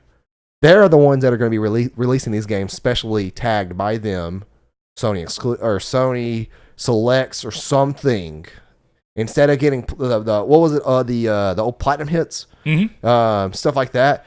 PlayStation Select. What was PlayStation called? Was it Platinum Hits? Greatest Hits. Greatest Hits. It's always been Greatest Hits. Platinum Hits was Xboxes. Okay. So instead of getting those made up by them, Bluepoint is going to go to Sony and say, hey, it's been a while since people played God of War 1 through 3. Well, no, that hasn't been a while. It's been a while since people played Resistance. We're going to remake Resistance. Give us budget. They get the game made, and then bam, comes out in a red case or something, or something different, or labeled specifically as, hey, this is a PlayStation Select game remade by Bluepoint. They did it for Shadow of the Colossus. Yeah, but they didn't. I guess the weird thing about that is the branding. Yeah, that's just something in my head. Who knows? That would happen. I mean, that sounds just a little too ambitious, though. If Sony does move forward with acquiring Bluepoint, I would think that there's more to what you're saying. With a higher budget and a more team, they can knock games like that out quicker. Yeah, even then, though, I think... Because how long one did it of the take things them that to you're make saying, Shadow of the Colossus? A year? 2 years? A year and a half, something like that. But... Anyway, whenever we're dealing with that, I need to tighten the bolt on this thing or something. Is that one dropping on you? Yeah, but I have the spring a little looser because I thought I'd want that. Apparently not. Anyway, with what they're going on, a lot of what you're saying is mirroring what Sean Layden was already saying, is that at least on the PlayStation exclusive sides, from an individual team standpoint, at the very minimum, you're going to see longer in between them. And what gets weird about that is, like, Naughty Dog was traditionally always one team.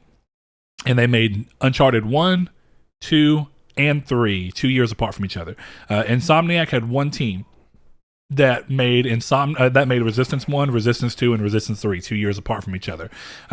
Very, very common thing. Infamous 1 to Infamous 2 2 years apart from each other. The PS3 was all about iterating on franchises more quickly, with still having quite big jumps between them. You notice that across all of them. Uncharted 1 was kind of like, people liked it, but Uncharted 2 was where the big jump took place. And then you saw Uncharted 3, of course, and then Infamous 1. A lot of people loved the game, and then Infamous 2 brought the technology way up in a 2-year period, and it was kind of wild. But what they're talking about now is giving their games a bigger scope, bigger scale, longer time to make sure that it hits a specific number.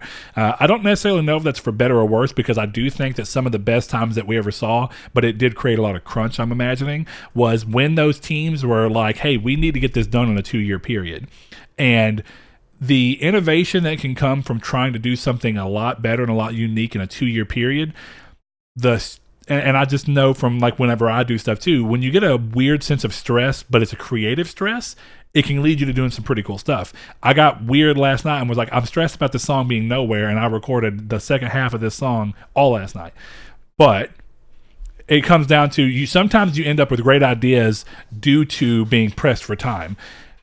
I understand that from a work standpoint, and if it's letting these companies have people who are not constantly having to grind and crunch and stay to get a game out on a time limit, there's a lot of benefits for that, but it comes with the potential sacrifice, and all the other stuff they're talking about doing, it comes with the potential sacrifice of the games coming out and still doing a lot of great things and making a lot of great changes in a shorter time period. That's the biggest difference between this generation. A lot of the games that you mentioned, though, I find it interesting, are all, most of them were new IP, or IP that were so drastically changing that it was more or less a new IP. So God of War kind of goes into that. Yeah. God of War was not iterating on the same basic idea that lets you go, yeah, we can iterate on this and get new graphics and make a couple of changes in a 2-year time frame, or a 2 or 3 year time frame. Instead, it's, hey, we have to rebuild this game from the ground up, new, with a new engine, new tech, and a completely new play style, and change the way that we're choosing to do some stuff. And then what ends up happening there is that it takes longer because it's something that's so drastically new. Horizon Zero Dawn takes 5 years to make because it's a new idea, and with the new idea comes a lot of fleshing out. And so where the PS3 was constantly about less new IP throughout the middle of the generation, a lot of that happened at the beginning of the generation. You saw sequels of that IP throughout the generation. This generation, we've seen a lot of new IP with essentially none of the new IP having a sequel this generation besides Knack. So the weird difference there is that we're already seeing these games take longer, but we're also seeing Sony do what seems to be making almost every developer expand into either 2 teams or expand their 1 team to a point where they could more easily get a game out in a reasonable time, but they're still trying to set the expectation that you're not going to see a game from these studios necessarily every 2 years. Or I should say team. Because if you have the team at Guerrilla that's saying, okay, we made Horizon Zero Dawn, and then there's a second team at Guerrilla that's making a PS5 Killzone, just, again, guess, I'm not saying that's true, well, then we get PS5 Killzone, right? And then that's a game within about a 3-year period. And then 2 years later, we see Horizon Zero Dawn 2. Okay, well, now we're seeing a game from the studio every 2 years, but a team within the studio changes. Yeah. I mean, that's obviously going to be the case for most of this. And like the purchasing of Insomniac, multiple teams. Right. You get the benefit of going, okay, one team in Insomniac can make a Ratchet and Clank game every 4 years, but then, so we come out with that, and then 2 years later, Insomniac comes out with new Spider-Man, and then 2 years after that, the other team that worked on Ratchet and Clank is now making a Resistance reboot or something. Yeah. Not saying it'll happen that way, but it gives the ability to let studios still release games on a 2-year basis, but the teams will change, and it may not be that you'll see 2 years being the same franchise like you did with Uncharted. Instead, it'll be, you're always going to get a game from them, but it may be 2 years between The Last of Us and Uncharted 4, and then 2 more years until Uncharted until The Last of Us 2, where it's 4 years between The Last of Us 1 and The Last of Us 2. And which is not what's going on, by the way. It's been 6. But my point being is that if that happens, it'll feel a little bit more like, okay, well, I'm getting a Naughty Dog game every 2 years. And if they can get the talent to make that happen, it's a great way to go forward with it. Yeah. But a couple more of my general predictions. Like I said, I do think that we'll see PlayStation at E3 in some form. Whether or not it's with a press conference, I'm unsure.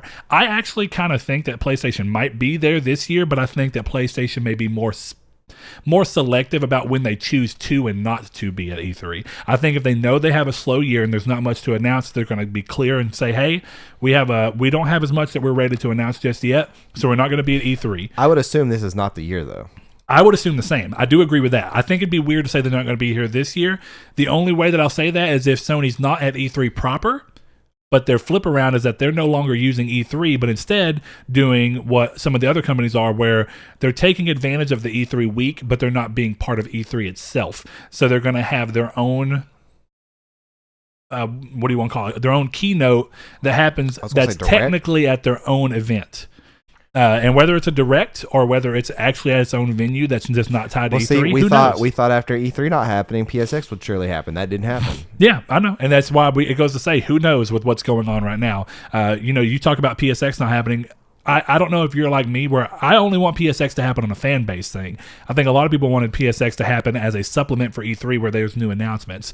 But obviously, you would think they would take money saved on E3 and you don't have to announce tons of games for it to be a fan service thing. It can still be a fan meetup. You can have indie showcase on the floor. You can have other games on the floor. That's exactly what I want. Tournaments.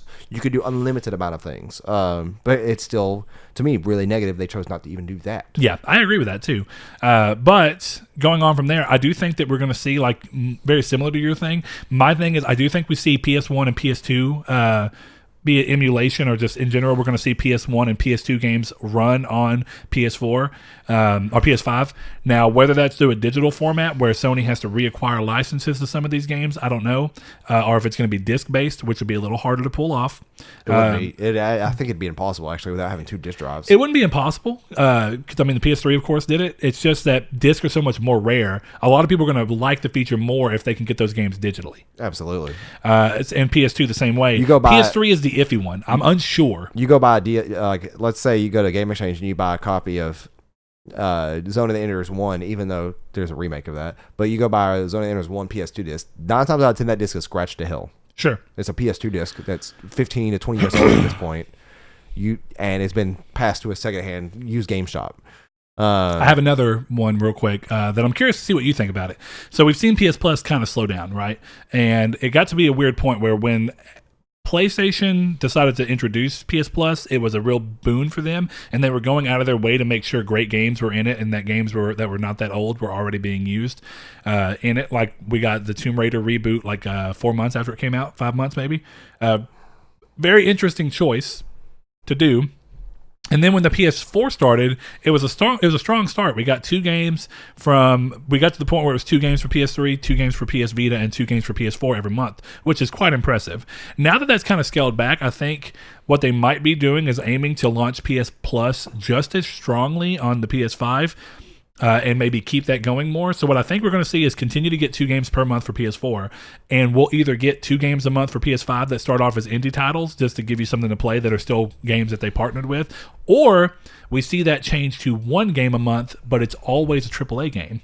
I don't know. I'm feeling like it's somewhere in there. It's going to be one of the things we see from a feature site, from a service-based standpoint, or that they want to tie into the system. And the other way they might do that is if there is PS1 and PS2 emulation, that they can buoy it by doing 1 PS5 game of any caliber, indie or whatever, 2 PS4 games, and then PS1, PS2, or PS3 games being included back into it as a, hey, now that you can play all these games on one console, we're going to start giving you some great games that you may have missed on PS2 that you can play. Yeah. Kind of like what we're seeing Xbox do right now with their games with Gold, where they're giving 360 games now because they didn't do that during the 360 gen, really, but they started doing it during the 1 generation because of backwards compatibility. It's a great way to do that, get people playing games that they may otherwise not have played, and it promotes your backwards compatibility in a way that brings people to use it more easily, because they go, I don't have to pay any money. Here's a game I've never played. It's old. It lets me use backwards compatibility, see what it's like, see how well it runs, and I'm out nothing but a little bit of time. Yeah. So I think that that's a big one. My last one is that I'm a little curious. I think that with the move towards making PS Now even more, the only reason I'm iffy on this one is they just made PS Now what I would consider affordable, very affordable. I think that it would be really interesting if going into the PS5, we see them roll PS Now and PS Plus into one service, one cost. Whether it's still $60 or not, I don't know. That would be, for me, a no-go. It would be a lot like the idea behind Games Pass Ultimate. Well, you know what I mean? The problem with that, though, is that Games Pass Ultimate is optional because there's multiple Games Pass plans. Oh, are you saying you want this to be an optional plan? Yes. Okay, then I agree. I don't mean. I mean, I thought you meant like they're gonna have to throw Now into PS Plus. No. I'm like, because I'm not paying $20 a month to not use Now. No. And I do specifically mean in the ability that PS Plus will always remain as its own thing. Okay, good. Then, but if you want, I would, you can pull them together for a cheaper price. We talked about that before. I wouldn't mind the discounted PS Now. PS Now to me really is like realistically, there's not a lot on there that I would care to play. Mm-hmm. And until like I don't understand why they haven't done with the Microsoft route and just like, hey, try PS Now $1 a month. Like I don't know. It would greatly benefit them for that. I don't know. I mean, they may look at it from if they're already on top of the competition until they start seeing pressure. They don't want to do that. I guess so. Or it may be, and we might see that now that they're doing the rotating games thing. Well, it's crazy because when they were having every game stay on the service forever, it was a little different because it cost a lot. Well, they adapted rotating games too, which is what Xbox does, and they're still keeping some evergreen games. So it's hard to say. I really don't know. Do you know what's crazy? Let me know in the Discord if you use PS Now. For as many numbers as it has in terms of active users, I don't know a single person other than you that uses it. Well, I don't even use it much. Well, I know. That was me just being generous. Was saying that I know one person. But I still like it. You know what I really think is I have a feeling that this actually is for areas. I think it does better in territories across overseas that like a couple of countries did not really have much in the way of PS2 or PS3 gaming. Yeah. And now that they have gaming on PS4 or on computer, they have the ability to stream these games. I actually think that the service might actually be more popular outside of the primary markets. Well, we have friends of the show who listen, so I want to let them let us know in Discord or on Twitter. There you go. What's the community stake? Our community stake is going to be with the PS5. Would you rather, even though we already know what it's going to be, would you have rather Sony adopted the Xbox model of letting the exclusives for the next few years be playable also on PS4? Or do you enjoy the fact that they are going to go through and make an actual PS5 exclusive game or games? Let us know over on social media. We will hit you up with it. Saul's doing a little dance, making a little love, getting down tonight. Getting down tonight. I think we're going to go ahead and get going for our other show. But we appreciate you guys, and we will see you next week. Thank you all. Brett, tell them the patrons. All right. Thanks to our patrons, Dan Barber, Josh Jarrell, Matthew Green, my name is Dan, Douglas Blow, Sean Santarud, Eric McAllister, Matt Sycamore, Funk Turkey, Danny Villalobos, Shadowist, Steven Salazar, the Stonard, Travis Blow, Eduardo Palomino, Stefan Swanlin, Coy Live, Philip Laguerre, Corey Hickerson, Solitary Red, Brian, Donovan Williams, William Digital Spooker, Derek Porter, Josh Ayers, Brandon Edwards, Sean One Neo, Tyler Powers, Dylan Kirby, and Sand Coffin. If you would like to support the show in any way, go over to patreon.com/Nartech and see what we've got. Thank you.